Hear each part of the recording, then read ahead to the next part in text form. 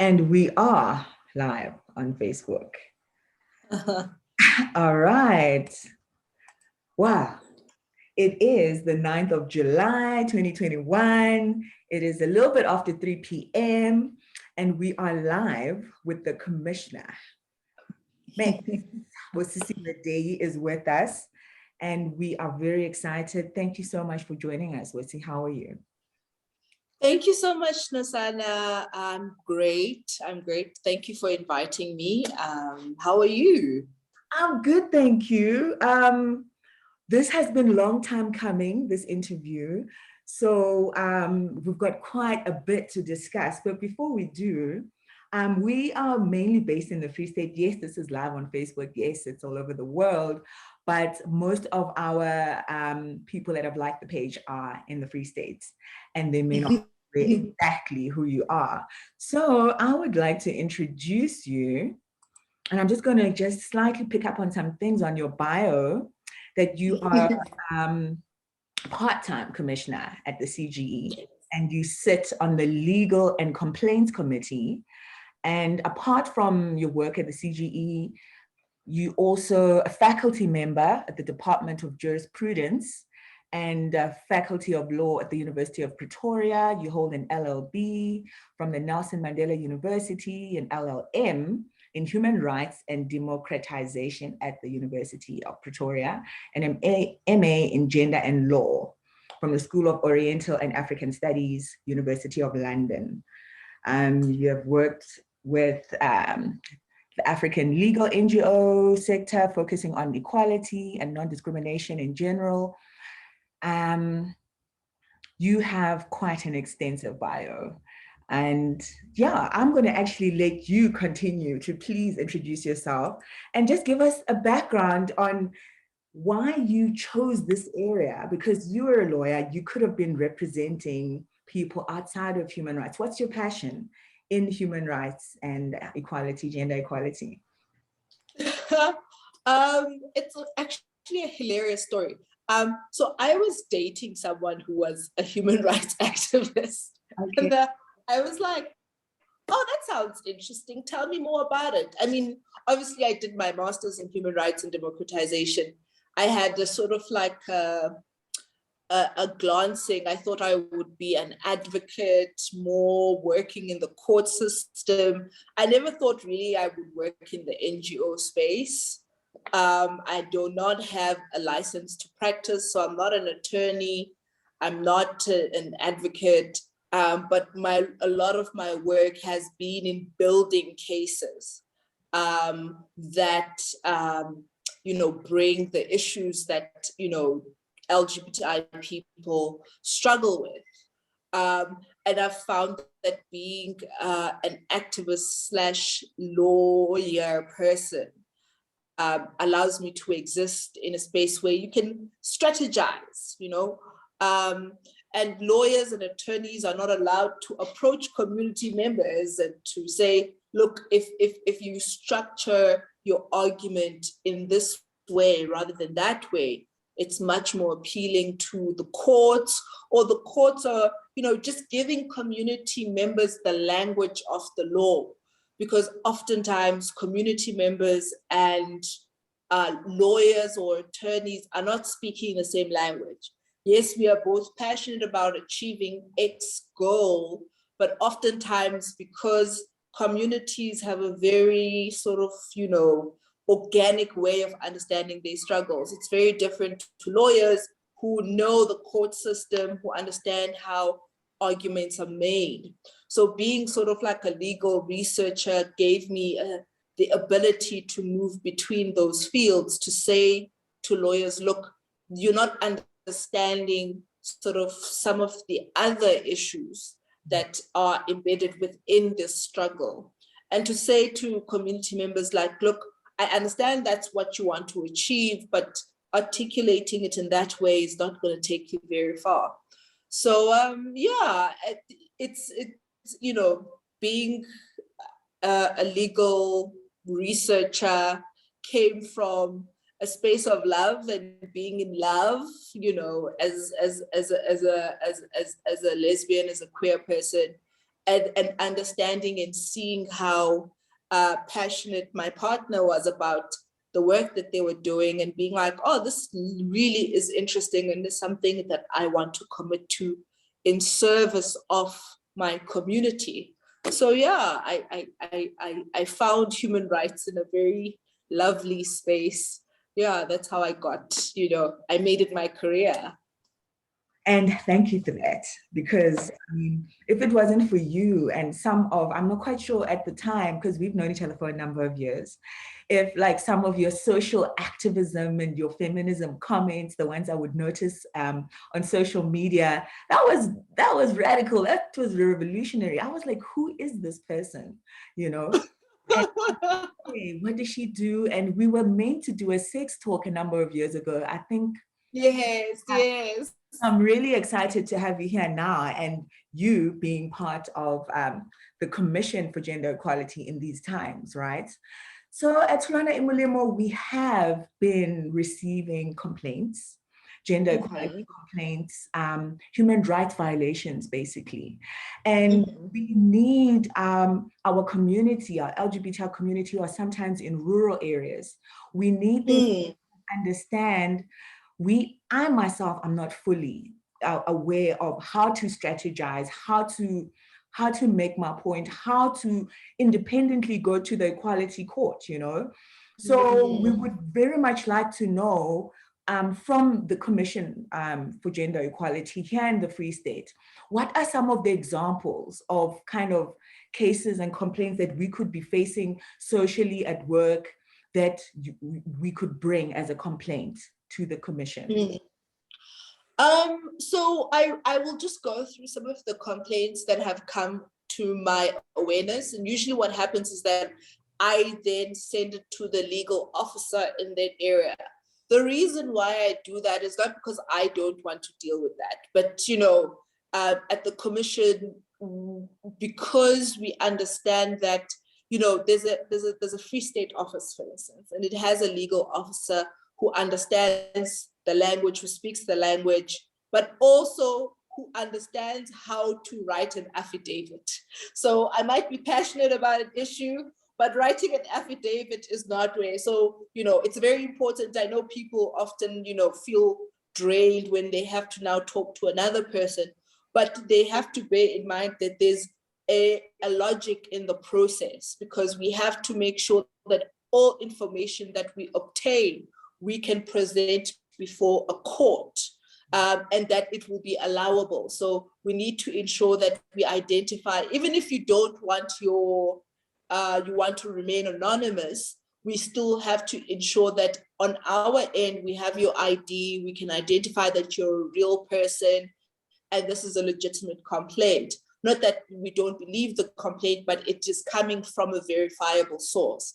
So oftentimes your complaints are not going to be taken by me, but I might be able to refer you to the proper person who will be able to take down your complaint. Some of the complaints that have come to me and that I've sent through to the legal officers is, one complaint was a trans woman, for instance, who had started work, and as she was working, she began to note that the manager was extraordinarily tough. They had a system, so when you get an intake, they would intake you as a group. And then at the end of the day, once you finished your tasks, you get assessed by your manager. And she realized that all of her other colleagues, that her cohort, they would get, the signature automatically. But with her, the manager would sit down and say, you've done this wrong, you've done that wrong, you need to redo this. So all of her assignments were resubmitted multiple times, or she was very slow and lagging behind. Not because the manager was like, I don't like you as a trans woman, but the way in which they were assessing her unusually unfairly. Another incident that happened was that as she then had revealed to HR that she was trans, she was in the middle of her transition, She wanted to remain private, but she was in the middle of changing her ID.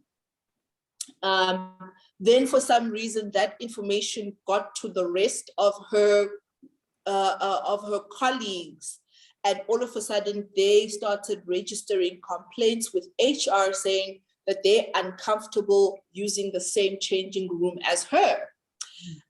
This was maybe it was a year program, but it was a good about 6 months into the program. They had never had an issue changing in the same change rooms with her. She had never made them uncomfortable in any way, but there was this sense once this information leaked in whatever manner it had. So you can see within that context is that there is discrimination, but it's not the discrimination that we're used to, that people will call you names to your face, but it's what we call, implicit microaggressions type of discrimination. Another form of discrimination is, you go to a place of work and they require uniforms. And the uniforms have to be a particular way. You have to wear high heels and pantyhose. Banks usually do this, or, those types of, and if maybe you're a masculine presenting lesbian and you say, look, I would like to wear the male uniform, or I would just like to wear a gender neutral uniform. Without, and they say, no, this is how you're supposed to present. So those types of embedded cultures within a workspace, a lot of people don't know that they can challenge them. That's discrimination based on gender expression. And so a lot of people don't, look, I understand, NOSANA, that, we're living in a context where job security is very difficult. A lot of people are struggling just to keep their jobs. Now, for you to complain over and above the fact that you should be lucky to have a job is very difficult for a lot of people. So part of the complaints that the CGE would like to begin receiving is this group of complaints where people's gender expression is being prevented in various ways. So I do think that that's some of the complaints. So the complaints are, and complaining in this way is not easy because it requires you to say, okay, you're gonna go to court, what are you going to achieve? Is it worth it? And sometimes it's not worth it because you have to undergo a re-traumatization. You have to justify why this is discriminatory. You have to retell your story. It's indignifying. But I think that our community has to understand that these struggles cannot just be in our community, that every time we meet at Rise or get-togethers, we're talking about these experiences, but change is not happening, right? And so, it's a community project.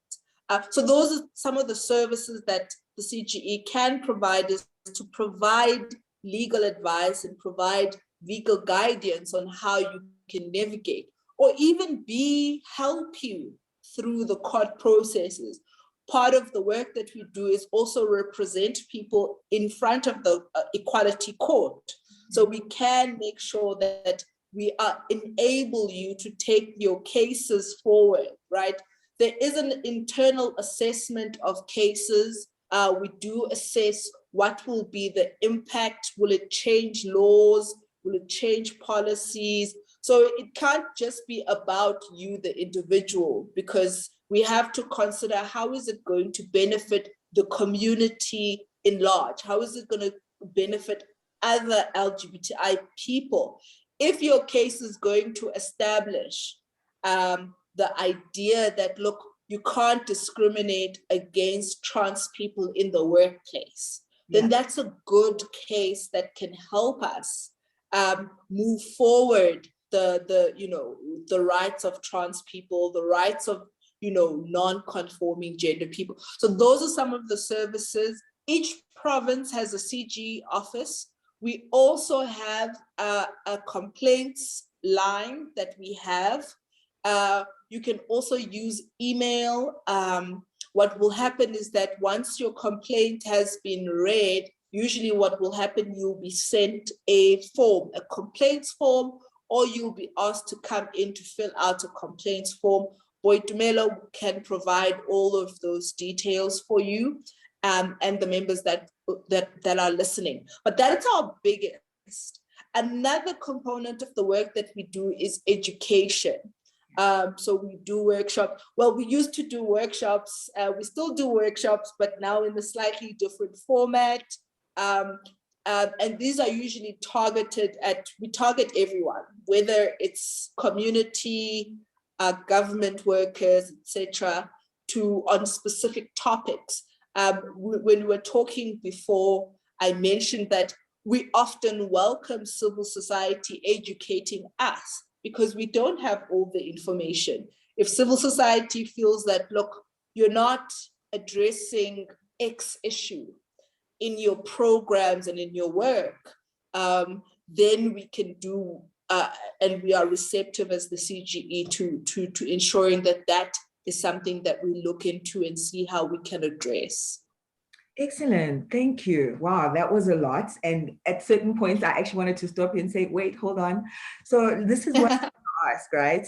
Because it seems now that the discrimination that you are talking about is mostly maybe in a workplace, that maybe if you want to change something that's happening to you in the workplace, whether it's a uniform or just some microaggression or whatever, what about in the home space? Because we are working in a space that has quite a bit of a rural community, and sometimes we've noticed it will happen that there'll be a butch lesbian, you know, is approaching mid-20s, close, is going to be 30 soon, and the dad or the uncle is kind of saying, hey, where's your boyfriend? When are you going to get married, right? And then a person will be too polite to kind of come out. By the way, I did your Power FM interview about strategically staying heterosexual. That was very cool. So now, but imagine if you are eventually forced into a marriage because you are trying to obey customs, you're trying to be respectful to your elders. Is there a way to challenge that without losing your security? You know? Yeah, I mean, this is the problem with the sort of how we as a country have used the law as the solution of be all and end all, right? A lot of the services that even organizations like the CGE focus on, you know, how can the law change your life, or how can the law protect you? And we don't necessarily focus on understanding how oftentimes some of the discrimination and some of the silencing is based within the very intimate spaces, like home, for instance. How do you take your dad to court to say, or your parents to say, look, I'm a lesbian and you have to respect that? There isn't sort of a legal solution to that. So I do think that that is where perhaps civil society can forge. And I know this is a very fluffy answer because my solution is to say, you know, there is no solution on the one end, but perhaps there is a workable dialogue that can happen and continues and needs to continually be happening. So one of the things that we do as the CGE is, you know, seek out radio interviews and seek out, you know, platforms within that space. And one of the ways in which we do that is to talk on every topic. I remember, I mean, my work is based in the Eastern Cape, but I was talking on children's rights. I mean, can you imagine me talking on children's rights? But I had to, because I think that oftentimes we often, you know, corner ourselves in a single, but there are children who are LGBTI, and how does that impact on disciplining kids? Because sometimes what happens is that a parent will discipline their boy child who's a bit effeminate, who plays too much with dolls and girls, and they see that as creating indoor and all of that. So it means a person like me who doesn't feel very confident speaking on children's rights has to speak because there are LGBTI children. So I think one of the things that we do, it's not a direct service, but it is about community outreach, and Boitumelo also making me available to conversations such as these to say, please come and contribute to this conversation. And oftentimes I'm like, how am I going to contribute to this conversation? Yeah, so it's about... Sorry. So Busi, you're saying before this person even gets married, we should have intervened with more community dialogues around sensitization communities on accepting LGBTI members and not, because by the time it gets to this point, my question was more like, can she get out of the marriage if she's feeling like she's in a forced marriage? And yes, hard to prove. And would that be, are there just too many factors that, is there a legal factor? And then we have to consider her own personal situation. Where would she start, I mean, I think that, maybe I went into sort of like the meta answer of it. I think that, yes, I mean, on a very generalized, I think that, we need to intervene at just areas that don't seem very LGBTI focused. So, for instance, the conversation I was talking about was about disciplining children. So I had to make sure that I addressed the fact that sometimes disciplining children is abuse because of AB factors. But I do think that if somebody is being forced, I think what you're talking about is forced marriage or pressured marriage. I think one can argue that, look, this is coercion, or, the basis of marriage in South Africa is equal consent. So I say yes, you say yes. And it mustn't be under duress, or it mustn't be under conditions that make a no difficult.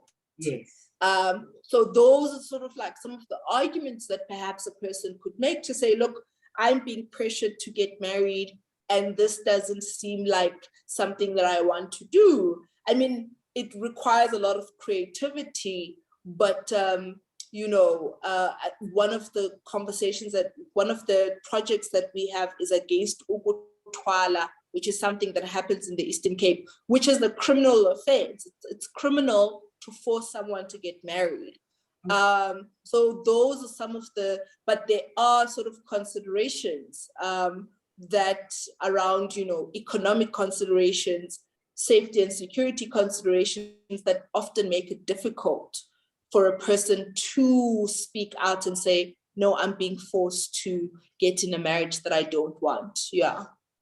And then if we access services at the commission, right? And maybe it merits assistance and you can represent us. Mm-hmm. Is there a cost to that? Or is it a public service, or how do it's completely cost-free. Once we've assessed as the CGE that this is the general rule is that it's of public interest. Mm-hmm. It's just a way to unfortunately we don't have the resources as an institution to provide legal representation in divorces, for instance, or criminal justice systems such as rape cases, for instance, and be victim advocates, because we're not an institution that is geared towards providing a service, but rather identifying systemic and structural issues that then we can take to higher bodies of government, such as ministers and parliament, etc., and the courts, obviously. So then we have to sort of assess, is this going to serve a public interest or address a structural and systemic issue? And if we say, yes, it is going to do that. So this is not just in employment context, by the way, in all contexts.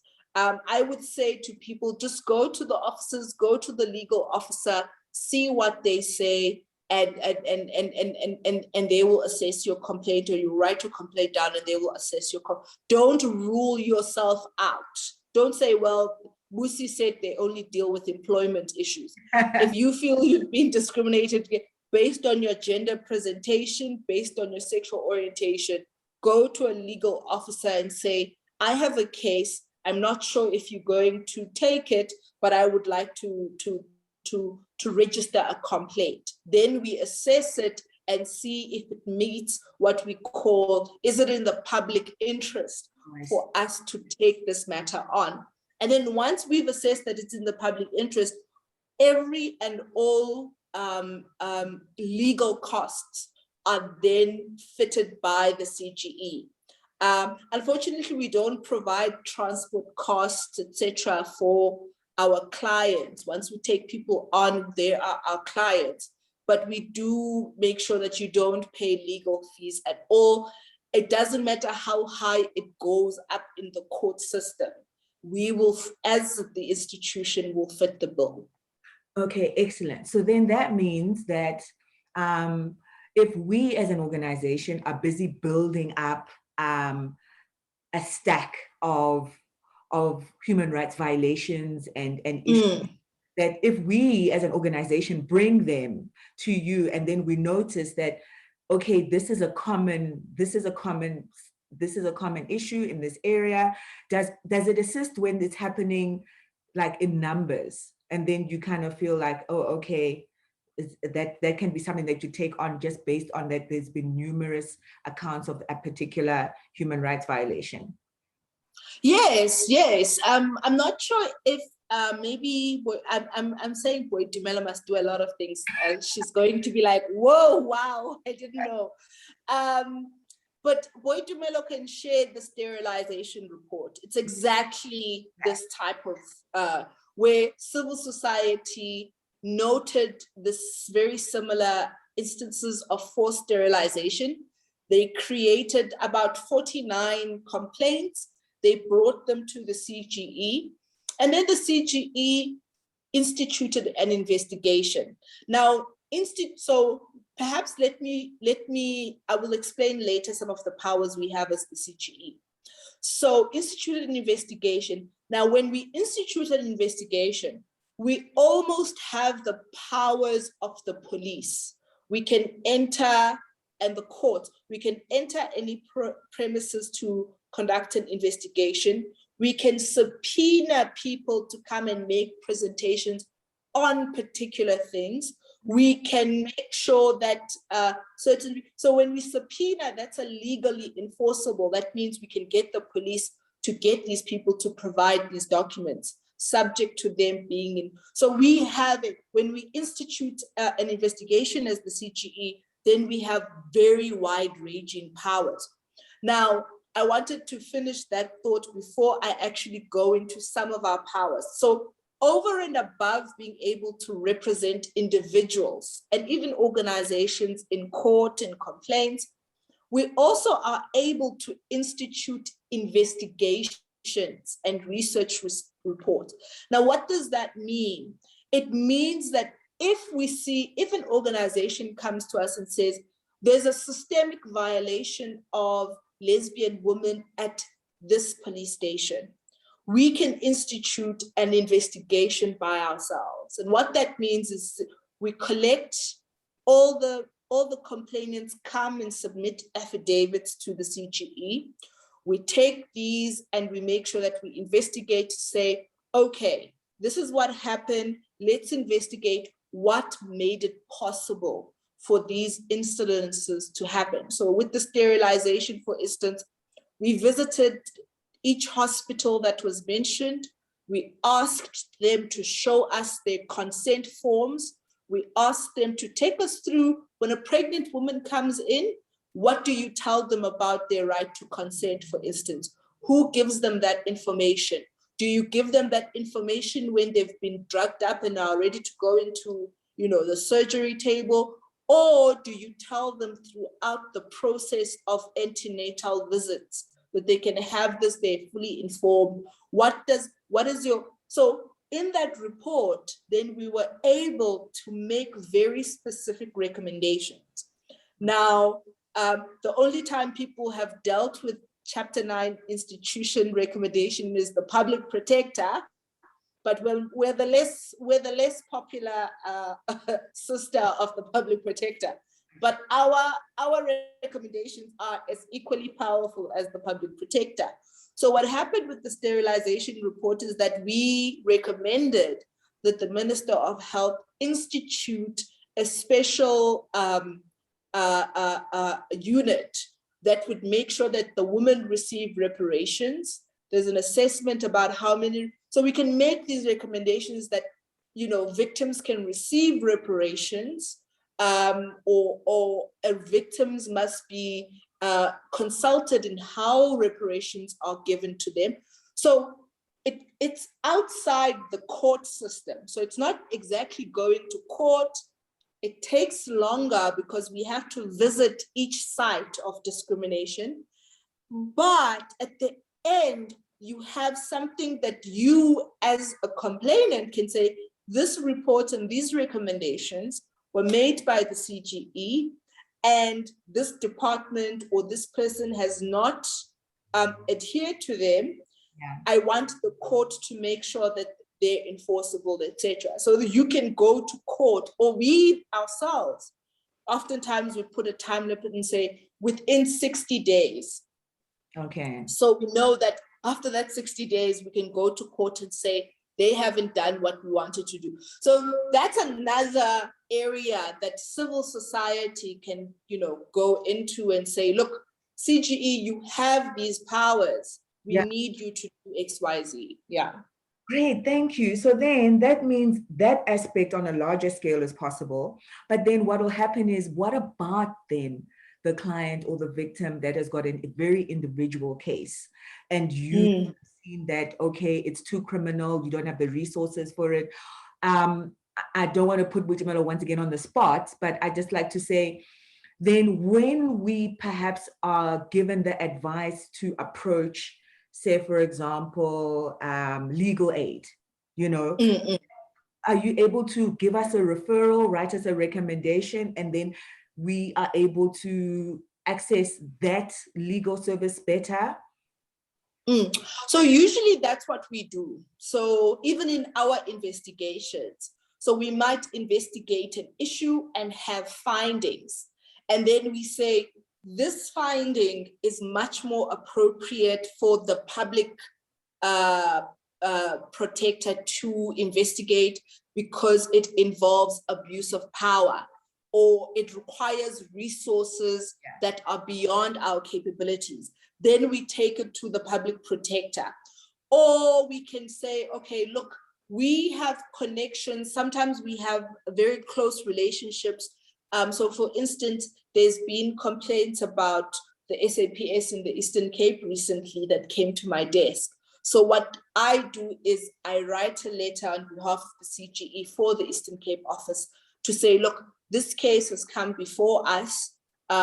We do not have the powers to, but we would like to refer it to you. And then what we generally do is make, you know, frequent follow-ups to say, look, we referred this case to you. Has there been any progress? So we do a lot of those types of referrals, even if your issue doesn't fit within our mandate of gender discrimination. We will refer it to our partners, the South African Human Rights Commission, who have a similar process, but we will usually just say, look, we've assessed this, but we feel like it's more aligned to your mandate. So we have to also, in as much as we all don't have resources, we make sure that each person is doing something that's much more tailored to their resources and their mandate. Great. So tell me, you made the example now of forced sterilization. And that could easily happen to perhaps a butch lesbian who's in an abusive situation, and you know, it's a recommendation that is kind of like forced on her. But have there been very specific LGBTI types of cases that have been interesting that you've come across that maybe made a breakthrough that you're aware of that you can think of to share with us? So currently, no. But I am currently, I literally just sent the email to the office of the chairperson. There will be a call out to ask civil society to submit, to submit suggestions. I don't want to call it suggestions, to make submissions on the key areas that the CGE needs to intervene in, right? So one of the things that I aim to achieve as a commission, this is a commissioner-led project, by the way, but one of the aims that one of the things that I aim to do with this project is to make sure that the CGE doesn't have the excuse of saying, well, LGBTI people don't come to us. Well, yes, but because you never invited them to come. So now it's like, okay, let's invite civil societies and individuals to actually say to us what they require from us as the CGE. What areas of intervention and concern should the CGE focus on? So that I know as a commissioner that I will be following up on, this is what will go to the education department and the research department. This is what will go to legal, for instance, and we will get legal to be much more attuned to some of these issues. And we will have a report that says, these are some of the issues that we have. And next year, we will be focusing on the Alteration of Sex Description Act, and recommendations that come from that will then be put forward to the Minister of Home Affairs to address, for instance. So we are shame, to try and get civil society and to also try to hold ourselves as the CGE accountable in relation to some of the underserved communities that we should be serving as the CGE as well. So I'm not sure if I answered your question, but I hope the clarity. Home Affairs, which is my next question, right? Yes. In our research to kind of figure out and assist and create materials that assist our transgender community to access a gender marker change, a name change, right? We came across the document Act 49 of 2003, and we're trying to access just the key elements of how to actually, what do you need to do to qualify? Because from what I understand, you don't need to have had top or bottom surgery to change your gender marker. You don't even need to be on hormones. So how do you access this, and what is exactly stipulated in Act 49 of 2003 about that criteria? So Act 49 is one of those really wonderfully vague accusations that could be everything and nothing at the same time, which tells you a lot about sort of like sometimes how the law is drafted. But Act 49 is an act that allows trans and intersex. So a lot of people focus on just transgender people, but it actually also allows intersex people to change their sex descriptor. So your sex descriptor are those middle 4 letters. If it starts from 1 to 4, then I think you're one gender, and from 5 to something else, then you're another gender. I forget. My activist days are over, but I used to know which numbers are which. So that's how your gender is reflected, right? So currently, what Act 49 allows you, if you are in the process of medical transition, right? So medical transition is that wonderfully sort of like, it could be you're going through social transitioning, you're already presenting, because that you have to be consulting a psychologist and a psychiatrist in doing that, right? You're already presenting, you could get, so what you should get are 2 letters. The one letter is from a doctor who's administrating your treatment, and the other letter is a confirmation letter from the second doctor that's saying, I've assessed so-and-so, and I testify that what is said in the first letter by the first doctor is true. With intersex people, it's slightly different. You don't necessarily have to be going through a medical transitioning, but you have to be, your sex characteristics have to be changing naturally. Now, we know the intersex condition is very wide and varied. What that means is anyone's guess, you know, because you might have maybe a genetic, change that, expresses itself in you not having periods, for instance. Is that an expression? You know what I mean? So it's very wide. But what we do know, what's very clear, is that you need 2 letters from 2 different doctors. What type of doctors is not very clear. I think we had a lawyer when I was working on this, who said technically you could go to Isangoma and they could give you that and say, well, as per your traditional, you have a male ancestor and it expresses itself in a particular gender, and that's a medical letter. So, it's very wide in how it understands a medical practitioner, right? All right. So it's very wide. Aware that you actually need to have a letter. I thought you could just come in and speak for yourself and have that ref, but it makes sense that there needs to be a letter.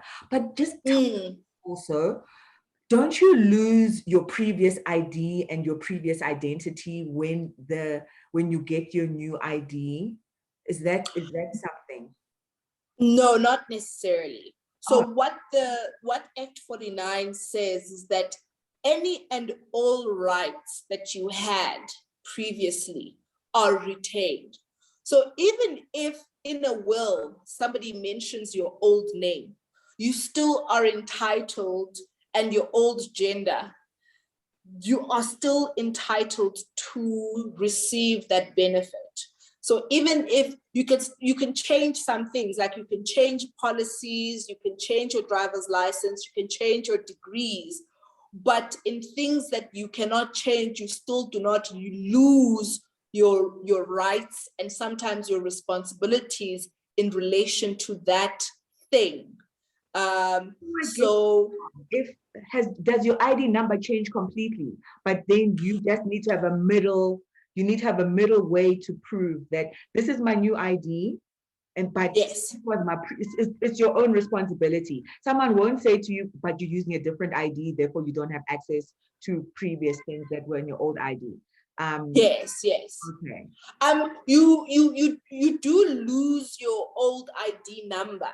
Yeah. But remember, you still have the old ID. Usually what should happen is that Home Affairs should post in the government gazette, which is an official government gazette, or issue out a letter that says so-and-so under this ID has changed to so-and-so under this ID. So that is all you should have. But our wonderful, beautiful Home Affairs really does that. So a lot of times people have to just hold up their old ID with their new ID, or even sometimes they will go and write an affidavit at the police station to make that testimony and have copies of the different IDs. Yeah. Oh, okay.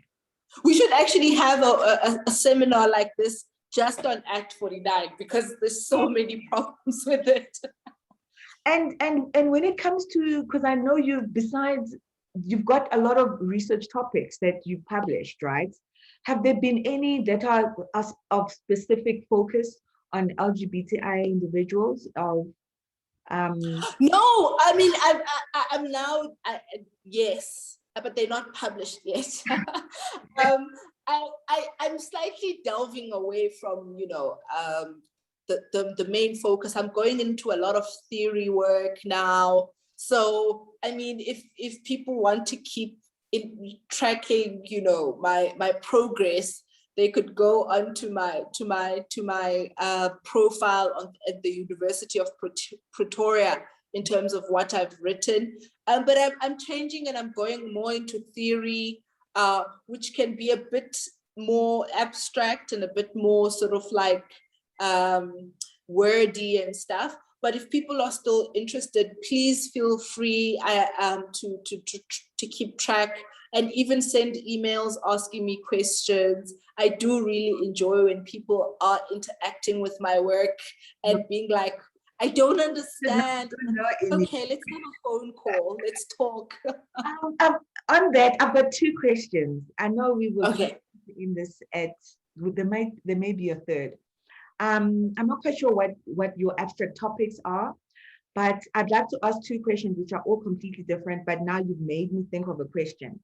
You are aware, right, that it does happen that a person has been identifying as a lesbian, as a butch lesbian, and then decides, okay, actually, I still feel quite limited identifying as a woman, as a butch lesbian. I do want to start the hormone process. I feel more comfortable identifying as a man.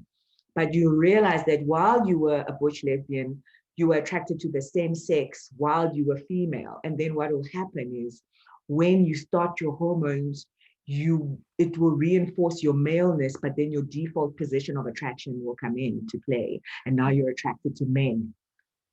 Yes. This is now this is a touchy playing ground. Why do you know about? I don't think it should be touchy. I mean, if you're gay, you're gay, whether as a woman or as a man. I think for me, it kind of speaks to you were previously a woman, and you were same-sex sex with two vaginas, and now you get a penis into the mix because you feel like a man, and that this loyalty of the community starts imposing of you as like, why are you betraying us? How can you go so gay that you become straight? What are some of the conversations that you are aware of that? Because some people are scared. I have got friends that I've sometimes had to say, hey, listen, now you're going to go on your hormone therapy. Are you aware about the default position that may kick in? Are you going to be scared of that? Are you going to let it ride, or what? Do you know of such cases, and how much can we like explore that whole topic? I mean, I don't know the medical aspect of it. I don't know. I mean, is it the idea that you know there's perhaps it's proof? I always say perhaps it's proof that there is a gay gene, whether you're presenting as a woman or as a man, you're still gay. So I think that but I do think that maybe this is then a conversation starter about how a lot of the times the reaction of judgment is based on our own internalized homophobia. Why is it that, you know, it is surprising that, you know, a person goes on hormones and they, lo and behold, whether as a man or a woman, they're still gay. I mean, there are trans women who also, you know, once they start transitioning and they fully transition and they're comfortable in their bodies, they realize that they're lesbians and they're attracted to women, you know, and that doesn't mean that anything has changed. It just means, if anything, it means that they are incredibly consistent. And I think that it maybe is a question not for the individual going through transitioning, but for us as a community that's supposed to support, to say, look, why is it that we have internalized, you know, discrimination to an extent where we discriminate against those of us who have dared to be really true to themselves? To actually transition is a very traumatic experience emotionally, and also physically, because you are now literally, you know, reclaiming a very deep and powerful, you know, part of yourself that you've suppressed for a very long time. And that can be very scary. I know that a lot of psychologists recommend that throughout your transitioning that you are in constant therapy because it's really traumatic. So I can imagine how even more traumatic now that you are already going through this trauma to be re-traumatized by your own community as well, who question your queerness. And I think that that's maybe a community conversation that we need to have about, questioning the ways in which we often embody heteronormative, ideas and homophobia.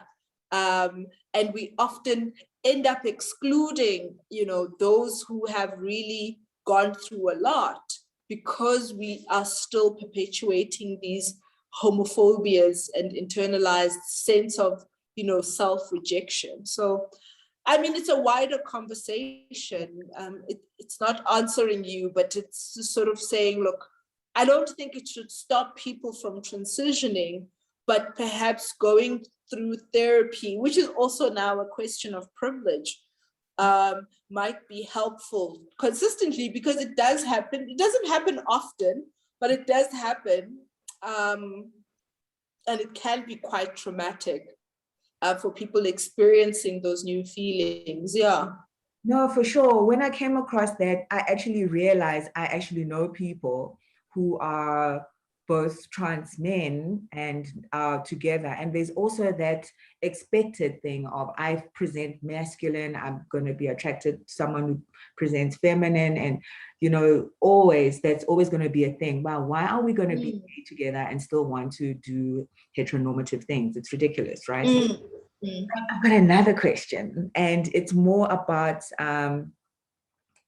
the Civil Union Amendment Act of 2020, right? Yeah. We are experiencing still at Home Affairs our own clients and in our community that we're not quite sure what we should accept when we go to Home Affairs, and then the official there says, no, I don't do same-sex marriages. How do you advise that conversation goes? Should I really just demand and say, well, where's your letter excusing you from the minister? Should I do that? And when does that time period end? Should I ask you, when did you start working here? You are not allowed to just refuse. How should we go about accessing that and inquiring? And when is the time going to expire that they're not allowed to do that anymore at Home Affairs? So now it's in force. So they're no longer allowed to do that. It doesn't matter when it started. No Home Affairs is allowed to say. No, it's been repealed. The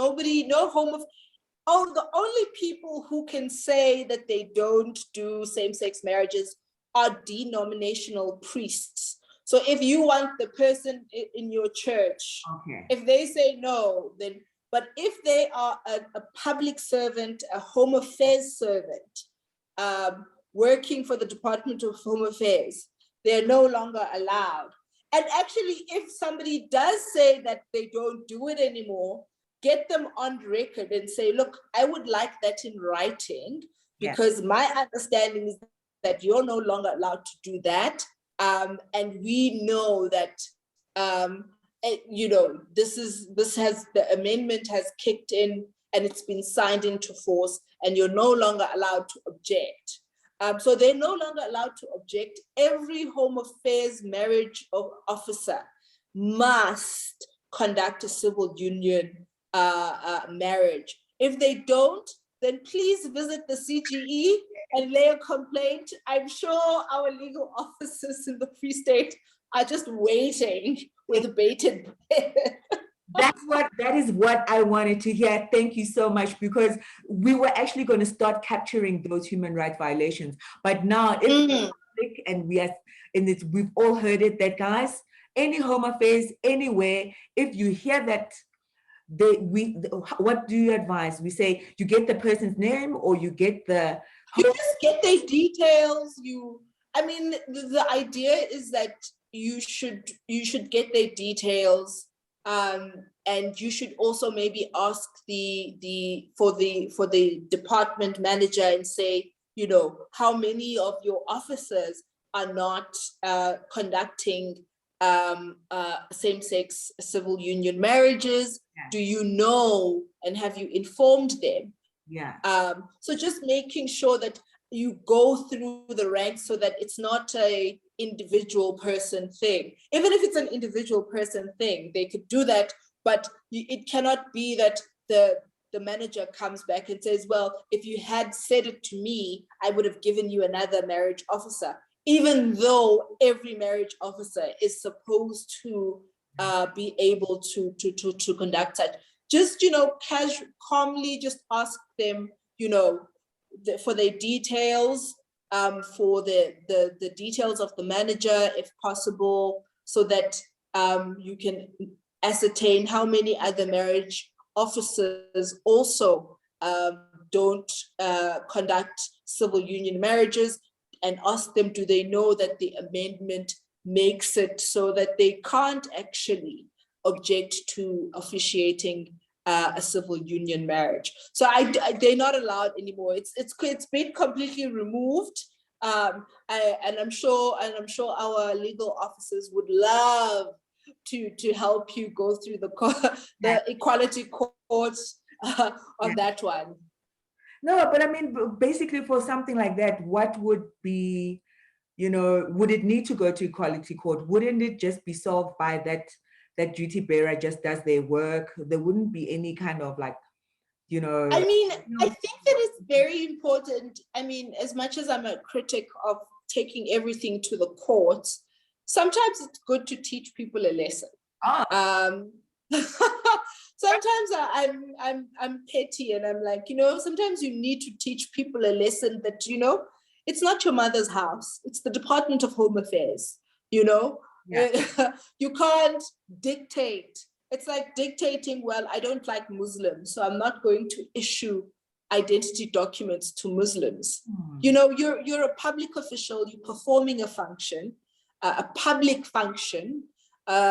This is the important thing, is that they're performing a public function. Marriage is not a religious function. It's not a religious, registering your marriage is not a religious function. If you do it at your church, yes, it's a religious, but if you go to the Department of Home Affairs and say, I want to register my marriage, that's a public function. You are, you are conducting a public process. Yes. It's not a religious process. So, you cannot deny people the right to access a public good, that they are entitled to. And if we did take it to court, what would be the worst case scenario? That person got fired and that would be it? And if we didn't? I think that, so with the equality court, they can, they have very wide powers, which is very nice thing about the equality court, is that they can make the person issue out an apology, depending on how big the embarrassment. I mean, I think one court required a newspaper to issue out an apology in the front page in the same font that the article was in, so it's not this little thing in the corner there. So sometimes they can get them to pay a fine. So this is an NGO in Limpopo with a transgender woman who was discriminated against by the principal. I think the court awarded her between 20 to 50,000 rands, and they can get them to if it's egregious enough, to commit to community service. So it's a very wide range of penalties that the courts can issue out, and you as the complainant can say, look, I don't want a fine to be issued, but I want this person to commit to 200 hours of community service, serving. What you feel like, if you find out if maybe the person is like maybe a maths teacher. Actually, my child could actually use some extra. If you don't just teach my child some maths. All right. It's a very wide-ranging, it was meant to facilitate, you know, justice between individuals, because oftentimes we understand discrimination as only coming from, you know, government officials or public bodies. But you can even take individuals, you know, that security guard who discriminated against you at the club, for instance. You can take them to the equality court as well on an individual basis. That nurse at the clinic who shamed you because, you know, you're a lesbian, you can take them on a personal level. That's, you know, and the Funi Health Department, I want you, Wena, to come before the court.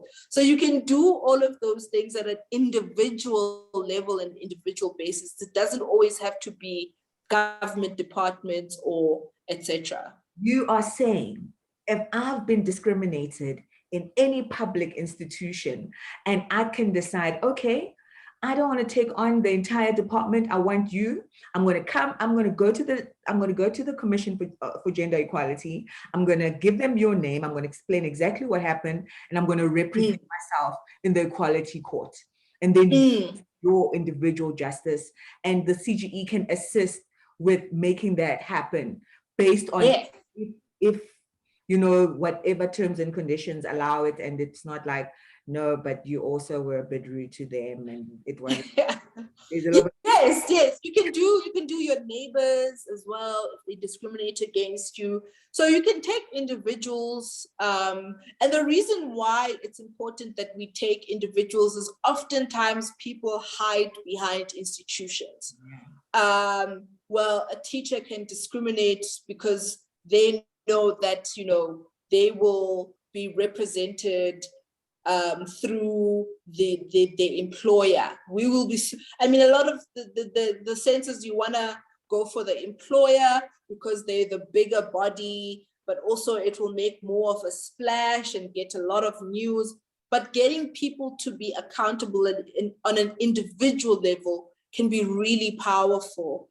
And you're not requiring people to pay money, forcing people to make an apology, a genuine apology, forcing people to stand up in court on a particular day and read out their apology to you, or even forcing them to say, look, you'll write an apology, it will be approved by the court, then you will stand in the very classroom that you discriminated against and read this apology out to the student. And that can be powerful. That can be really powerful and empowering for a student to have received that. You would like to think that you would want a teacher to apologize because they recognize, but sometimes you do need people to know that it's absolutely unacceptable to say certain things, even to children, it's unacceptable. Oh, wow, thank you so much. I have learned so much from you today. And I hope so too. So much. And I was quickly going through before we close, if there are any questions for you on our Facebook page, but I've noticed that actually that Butumelo has been attending to each and every one of them. Oh, perfect. All of that. So she see that I was channeling everything towards her, and she was like, "Oh my God." Thank you so much. We've all learned a lot, and it's nice to actually have to be aware how much individual access we have to the equality court, because you know that's just what we need. Justice is an apology sometimes. I'm not sure if you have any closing comments. No, not at all. You know, thank you so much for having me.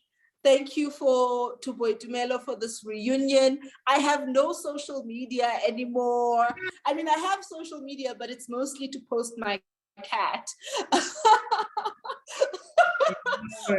So thank you very much. And please feel free to send me an email or ask any questions. And when I issue out my call for contributions, I'll definitely pass it along to Boitumelo, and we can continue having a dialogue and solidify the civil society engagement.